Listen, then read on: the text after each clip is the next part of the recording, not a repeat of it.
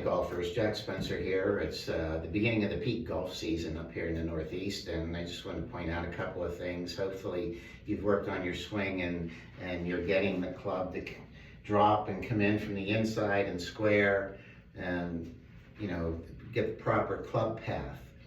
If you're still topping the ball, hitting dead pulls or slices, you need to work on your swing path, because that means you're coming up from outside in. So let's say you've worked hard and you've got this nice inside path, and when you strike the ball, you're losing them to the right. And it's not like a slice or anything, it's just a push. That typically means that your face is not squaring the way it would like to, or the way you want it to. And there's two things you can do with that. Number one, you can strengthen your grip a little bit, and that'll probably square the face up a little more easily. But that's still going to cost you some yards. The proper way of doing that is to make sure that you release the club properly. And by that I mean, and this is not a flip, by that I mean, when you come through, you want to make sure that the club handle goes underneath your trail forearm. If you happen to hit shots and you feel like, you know, that kind of banged into my forearm, that's probably because you're not releasing it properly. It needs to go under it like that. And a good tip for that is to point to the target with your trail index finger. Think about when you come in, you want that finger to kind of go towards the target. That's not going to roll your wrist properly, and the handle of the club is going to go underneath your forearm instead of into it. And I mentioned in other videos too, but I haven't visited this for a while. You need to keep your eye on the golf ball, but your mind on the target.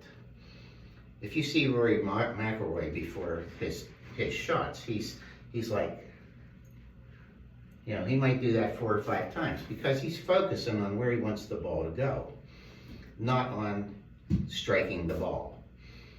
And most sports are like that. You know, when you're bowling, you don't look at your bowling ball, you look at the pins.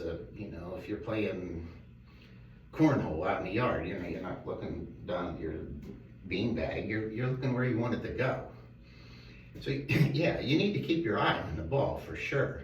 But your mind really should be on where you would like the ball to go. So if you can address the ball with your mind on the target, and then when you come through impact, point this trail finger towards the target, that's going to be pretty much the proper release.